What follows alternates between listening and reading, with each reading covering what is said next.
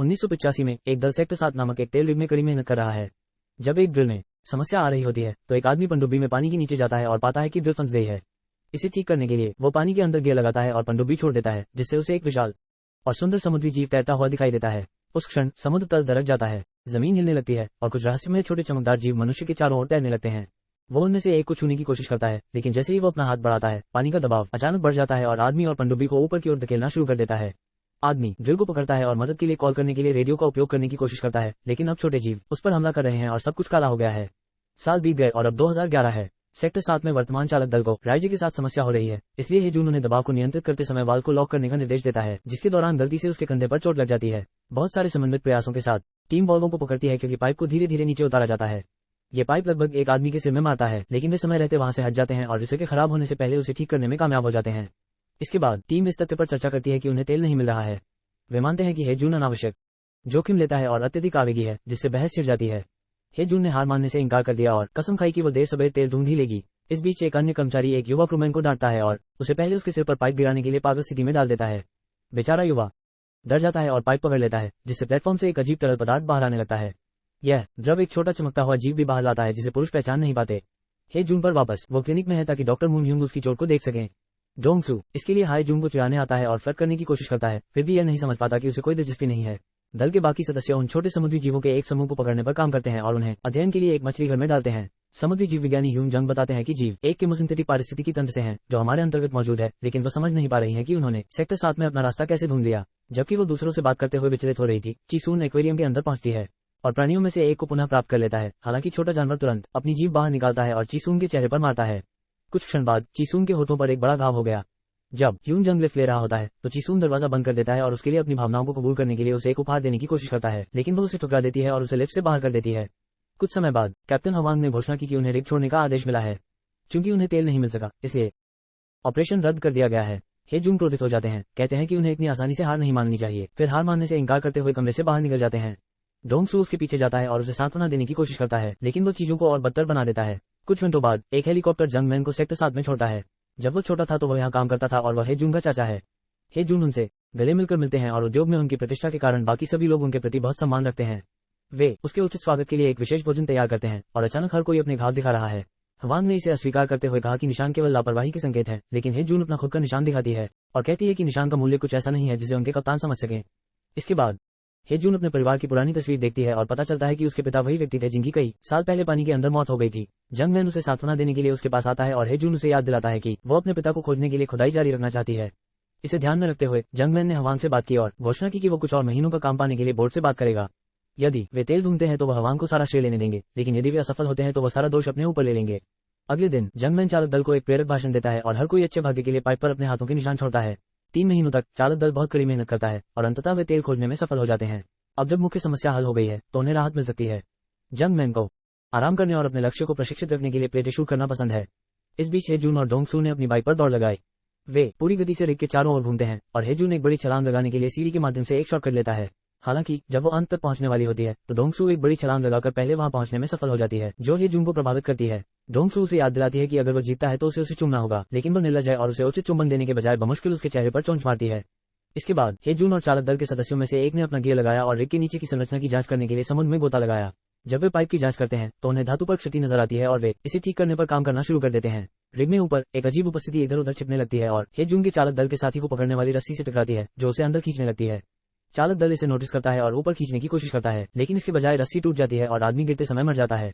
समुद्र के तल तक उस समय हे जून के उपकरण खराब हो गए और उसे नीचे गिरा दिया, इसलिए चालक दल को दूसरी रस्सी का उपयोग करके उसे समुद्र से बाहर निकालना पड़ा। अचानक वो खुद को अजीब दिखने वाली जेलीफिश से घिरा हुआ देखती है और उनमें से उसे अपने दोस्त का मृत चेहरा मिलता है, लेकिन यह एक सपना बन जाता है और हे जून क्लिनिक में जाग जाता है। वो दुख के कारण टूट गई है और जंग मैन उसे आराम करने के लिए उसके कमरे में भेजने से पहले उसे सांत्वना देता है।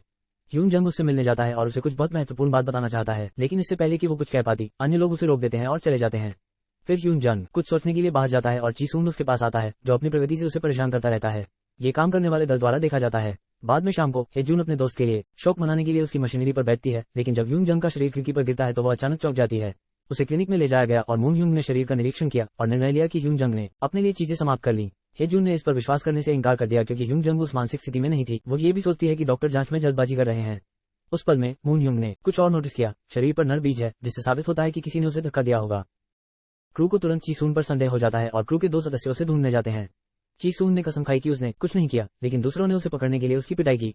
क्लिनिक में मून ह्यूंग माइक्रोस्कोप के नीचे बीज को देख रहा है और उसे पता चला कि इसमें कुछ अलग है। उसी समय लोग चीसून के साथ उसे शव दिखाने के लिए आते हैं और चीसून तुरंत रोना शुरू कर देता है। सबूत के बारे में आश्वस्त होने के लिए मून ह्यूंग ने उनसे डीएनए परीक्षण के लिए चीसून से बाल लेने के लिए कहा। इस बीच हेजून को याद आता है कि ह्यूंजंग ने उसे कुछ बताने की कोशिश की थी और अनुमान लगाया कि कुछ गलत है, इसलिए वो प्रयोगशाला का निरीक्षण करने जाती है। वो एक कैबिनेट से आ रही आवाज सुनती है और जब वो उसे खोलती है तो वो एक प्राणी को देखकर चौंक जाती है, लेकिन वो सिर्फ एक चूहा है। फिर वो प्रयोगशाला के बाहर देखती है और पाती है कि नर बीज जैसा दिखने वाला पदार्थ पाइपों से रिस रहा है। क्लिनिक में मून ह्यूंग डीएनए परीक्षण कर रहा है, तभी उसे अचानक कुछ सुनाई देता है। वो दरवाजे की जांच करता है और कुछ नहीं देखता है, लेकिन कोई ऑफ स्क्रीन उस पर हमला करता है और कुछ ही सेकंड में उसे मार डालता है। हे जून ने वापस वो चारों ओर देखती रहती है और उसे टूटी हुई रस्सी मिलती है, लेकिन उसी क्षण उसे किसी के भागते हुए सुनने की आवाज आती है।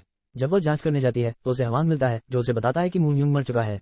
दल सिद्धांतों पर चर्चा करने के लिए एकत्र होता है और पता चलता है कि दोनों शव चले गए हैं। लोग सोचते हैं कि चीसून ने ये किया, लेकिन जंग मैन को संदेह है। इस बीच चीसून को तहखाने में बांध दिया गया है और जब वो एक अजीब छाया को अपनी ओर आता हुआ देखता है तो वो डर से कांपने लगता है। उसी समय चालक दल वहां पहुंचता है और उसे खून का निशान और वो बीज जैसा पदार्थ मिलता है, जिसका पीछा करते हुए वे एक कोने में चीसून को घायल अवस्था में पाते हैं। पहले तो उन्हें लगा कि वो मर गया है, लेकिन जब वे करीब आए तो चीसून जाग गया और घबराने लगा क्योंकि उसने घोषणा की कि इमारत में एक राक्षस है। अचानक पूरा रेग हिलने लगता है और चीसून भागने का मौका लेता है। उसके पीछे जाने के लिए दल 2 समूहों में विभाजित हो जाता है और जब हेजून और डोंगसू गलियारे से नीचे जाते हैं तो वे छत पर एक विशाल राक्षस को चलते हुए देखकर चौंक जाते हैं। दूसरे गलियारे में चीसून बिना ध्यान दिए भागने की कोशिश कर रहा है, लेकिन राक्षस उसे ढूंढ लेता है और तुरंत उसे मार डालता है। कुछ क्षण बाद हेजून और डोंगसू जनरेटर कक्ष में पहुंचते हैं और पाते हैं कि राक्षस ने वहां घोंसला बना लिया है। पूरी जगह अब गंदगी से ढकी हुई है और इसमें मृत चालक दल के शव हैं, जिससे बिजली बंद हो गई है। इसके बाद क्रू कॉम्स रूम में इकट्ठा होता है और हेजून उन्हें बताता है कि राक्षस असली है। वे मदद के लिए कॉल करने की कोशिश करते हैं, लेकिन संचारक बंद हो जाते हैं, इसलिए जंगमैन अपना हथियार पकड़ लेता है और घोषणा करता है कि वो जवाबी कार्रवाई करेगा। हेजून, डोंगसू और हवांग ने उसके साथ जाने का फैसला किया और वे राक्षस को खोजने के लिए गलियारों में अपना रास्ता बनाना शुरू कर देते हैं। इसके बजाय वे अन्य 2 क्रू सदस्यों को ढूंढते हैं और उनके द्वारा किए गए शोर से उस भयानक प्राणी का ध्यान आकर्षित होता है जो उन दोनों के पीछे दिखाई देता है। हेजून और जंगमैन गोली चलाना चाहते हैं, लेकिन उनके पास कोई स्पष्ट लक्ष्य नहीं है। जंगमैन उस व्यक्ति से अव्यवस्था हटाने के लिए कहता है, लेकिन वो गलत समझता है और इसके बजाय ताली बजाना शुरू कर देता है। उस पल में जीव अपनी लंबी जीभ दिखाता है और चालक दल के सदस्यों को पकड़ लेता है और उसे चारों ओर उछालना शुरू कर देता है। दीवारों और अव्यवस्थाओं के खिलाफ उसे पीटकर उसे चोट पहुंचाता है। हेजून और जंगमैन शुरुआत करते हैं और राक्षस पर गोली चलाने के लिए करीब आते हैं, जिससे चालक दल के 2 सदस्य बच जाते हैं। राक्षस कुछ सेकंड के लिए जमीन पर गिर जाता है, लेकिन पता चलता है कि गोली के घावों से उबरने में उसे केवल एक क्षण लग रहा है और अब वह फिर से हमला करने के लिए तैयार है। फिर जंगमैन एक लाइटर निकालता है और उसे राक्षस पर फेंकने से पहले आग जलाता है, जो तुरंत आग पकड़ लेता है। गुस्से में ये चालक दल का पीछा करना शुरू कर देता है, जो भाग जाता है और उनके पीछे एक दरवाजा बंद करने की कोशिश करता है, लेकिन राक्षस आसानी से उसे नीचे धकेल देता है। इसके बाद चालक दल लिफ्ट के अंदर जाता है और राक्षस दरवाजे से टकराता है, उसे तोड़ने में असमर्थ होता है। हालांकि उसे खिड़की मिल जाती है और वह अपनी लंबी जीभ को अंदर लाने के लिए उसे तोड़ देता है। दल हर हमले से बचता है और जब हेजून को एक खुलापन दिखता है तो वह जीभ को कुल्हाड़ी से काट देती है। इसके बाद चालक दल प्रयोगशाला में जाता है और अपने घावों की देखभाल करता है, जबकि कैप्टन हवांग को जंगमैन पर संदेह होता है और कहता है कि उसने स्वेच्छा से इस घटिया रिग में वापस आने के लिए कहा था और वह प्राणी के खिलाफ आग का उपयोग करना जानता था। जंगमैन ने जवाब देते हुए एक्वेरियम के बक्सों में से एक को तोड़ दिया और उसमें आग लगाने के लिए छोटी जीवों में से एक को पकड़ लिया और कहा कि यह आग को 24 घंटे तक जलाए रखेगा। फिर वो पूरी कहानी साझा करता है। जब हेजून के पिता को वर्षों पहले ये जीव मिले तो विज्ञान टीम ने तुरंत देखा कि ये जानवर जो बीज जैसा तरल पदार्थ पैदा करते हैं उसका इस्तेमाल बेहतर तेल के रूप में किया जा सकता है। हालांकि एक नैतिक तर्क था, क्योंकि वे जीवित प्राणियों को जला रहे होंगे। टीम ने इन प्राणियों का प्रजनन और प्रयोग करना शुरू कर दिया और उनमें से एक अंततः विशाल राक्षस बन गया, जिससे वे पहले मिले थे। हुनजंग को तब सच्चाई का पता चला जब वो अपना शोध कर रही थी और जब उसने दूसरों को बताने की धमकी दी तो जंगमैन ने उसे मार डाला। वर्तमान में क्रोधित हेजून को लगता है कि उसके अपने चाचा ने उसे धोखा दिया है, लेकिन जंगमैन का कहना है कि वो अपनी गलतियों की कीमत चुकाने के लिए वापस आया है। अचानक उन्हें शोर सुनाई देने लगता है और राक्षस खिड़की पर दिखाई देता है, जिसे वह जल्दी से तोड़कर अंदर घुस जाता है और हमला करता है। चालक दल भागने लगता है और जंगमैन पकड़ लिया जाता है, लेकिन वह हेजून को उसे छोड़कर भागने के लिए कहता है। जैसे ही जंगमैन को उस चिपचिपी जीभ से इधर उधर उछाला जाता है, वह जलती हुई दवा की एक बोतल पकड़ लेता है और उसे राक्षस पर फेंक देता है, जो तुरंत दर्द से फुफकारता है और कमरे से भागने से पहले उस आदमी को गिरा देता है। चालक दल अपने हथियारों की तलाश में है और हेजून स्वयंसेवकों को बिजली बहाल करने के लिए जनरेटर कक्ष में जाने के लिए कहता है। डोंगसू उसके साथ जाता है और हैरान होकर देखता है कि कैसे हाईजून पर पहुंचने और अंततः शक्ति वापस लाने के लिए लीवर खींचने से नहीं डरता। इस बीच हवांग और 2 युवा गलियारे से नीचे जाते हैं और अचानक अपने पैरों के नीचे राक्षस को देखकर चौंक जाते हैं। वे उसे पकड़ने की कोशिश करते हैं, लेकिन जीव बहुत मजबूत है और हमला करने के लिए फर्श पर से टूट जाता है। पुरुष उसे गोली मारने की कोशिश करते हैं, लेकिन कोई फायदा नहीं होता और जीव उनका पीछा करना शुरू कर देता है। जैसे ही वे भागते हैं, उनमें से एक युवक आगे बढ़ता है और उसका दोस्त उसकी मदद करने के लिए वापस जाता है, लेकिन हवांग भागता रहता है और दूसरे कमरे में प्रवेश करता है, जहां वह अपने भयभीत लोगों की अपील की परवाह किए बिना दरवाजा बंद कर लेता है। दोस्त एक दूसरे से चिपकने की कोशिश करते हैं, लेकिन राक्षस उन्हें अलग करने के लिए अपनी जीभ का इस्तेमाल करता है और एक एक करके वो बिना किसी दया के 2 लोगों को मार देता है। जब तक हेजून और डोंगसू वापस आते हैं, वे आसपास किसी को न देखकर चौंक जाते हैं। ऐसा पता चलता है कि हवांग ने स्वार्थवश पनडुब्बी को अकेले ले लिया है और पानी के अंदर जाकर भागने की कोशिश कर रहा है। हालांकि वो बमुश्किल कुछ मिनटों की यात्रा कर पाता है। उसके बाद उसके चालक दल के एक सदस्य का शरीर खिड़की से टकराता है और जीव अचानक पनडुब्बी के ऊपर प्रकट होता है और सभी शीशे तोड़ देता है और पानी को वाहन में छोड़ देता है, जिससे हवान डूब जाता है। रिग पर वापस जंगमैन ने आग बुझाने के लिए बाहर जाने से पहले इमारत के आत्मविनाश का क्रम शुरू किया। हे जून और डोंगसू इसे रोकना चाहते हैं, लेकिन केवल कप्तान के पास ही ऐसा करने की शक्ति है। उस पल में राक्षस वापस आता है और जंगमैन एक फ्लेमेथ्रोवर के साथ उससे मिलता है, जो राक्षस को केवल थोड़ा सा जलाता है और ज्यादा प्रभाव नहीं डालता है। इसके बाद जंगमैन एक पाइप से राक्षस से लड़ना शुरू करता है और कुछ वार करने और इधर उधर उछाले जाने के बाद वो प्राणी को चाकू मारता है और धातु को जाल की तरह पकड़ लेता है। अब जंगमैन फिर से लाइटर का उपयोग कर सकता है और बेहतर आग शुरू कर सकता है, जो बड़ी तेजी से प्राणी को जलाना शुरू कर देती है। हालांकि लड़ाई के दौरान जंगमैन अजीब तरल पदार्थ में समा गया और वह आग में जलकर मर गया। प्राणी दर्द से कांपने लगता है और पानी की तलाश करने लगता है, इसलिए डोंगसू को हे जून को अपने रास्ते से हटाना पड़ता है। दुर्भाग्य से राक्षस डोंगसू को भी पकड़ने के लिए मौके का उपयोग करता है और जब वो जंगमैन के शरीर के साथ समुद्र में कूदता है तो वो उसे अपने साथ ले आता है। तबाह होकर हे जून अपने घुटनों पर गिर जाती है और अचानक कुछ सुनती है। ऐसा लगता है कि डोंगसू रस्सी पकड़कर खुद को बचाने में कामयाब रही।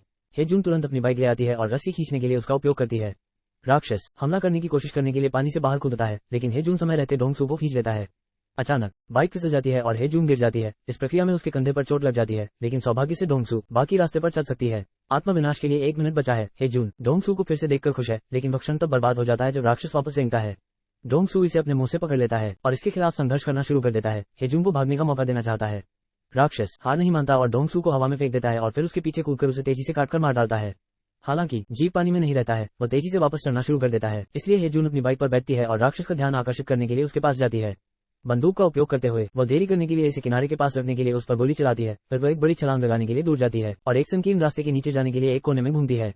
जब राक्षस उसका पीछा करने की कोशिश करता है तो वह संरचना में फंस जाता है, इसलिए हे जून एक और त्वरित पैंतरेबाजी करता है और जीप पर बाइक फेंकता है, जिससे एक बड़ा विस्फोट होता है। दुर्भाग्यवश राक्षस पूरी तरह से जल गया है, फिर भी मरा नहीं है। हे जून ड्रिलिंग क्षेत्र की ओर भागती है और केबिन में छिप जाती है, जहां वह दूर से दरवाजा खोलने के लिए सावधानीपूर्वक एक बटन दबाती है। राक्षस ये सोचकर दूसरे कमरे में चला जाता है कि वहां कोई है और फिर हे जून ये सोचकर दरवाजा बंद कर देता है कि वह इसे बंद करने में कामयाब रही है। हालांकि राक्षस फिर भी भाग जाता है और छत के माध्यम से वापस आ जाता है। फिर पाइप के माध्यम से हे जून का पीछा करना शुरू कर देता है। हे जून एक रिंच पकड़ लेता है और राक्षस को मारना शुरू कर देता है, लेकिन उसे मशीनरी से धक्का लग जाता है। फिर हे जून को कुछ रस्सी मिलती है और वह क्रेन को उसे ऊपर ले जाने देती है। राक्षस भी ऊपर चढ़ना शुरू कर देता है, इसलिए हे जून एक पाइप पर कूद जाता है और राक्षस को सीधे ड्रिलिंग स्थान पर गिरा देता है। वह भी गिरती है और उसके पैर में चोट आती है, लेकिन कम से कम वो समय रहते पाइप से बच जाती है।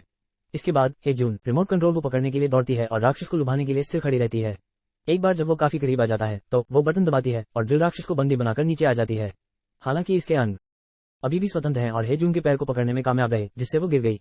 हे जून पकड़ के खिलाफ संघर्ष करती है और अपने शरीर को फर्श पर तब तक खींचती है जब तक कि वो नियंत्रण तक नहीं पहुंच जाती है और ड्रिल को सक्रिय नहीं कर देती है, जो राक्षस के शरीर को काटना शुरू कर देती है और अंत में उसे मार देती है। इसके बाद रिग स्वयं नष्ट होने लगती है।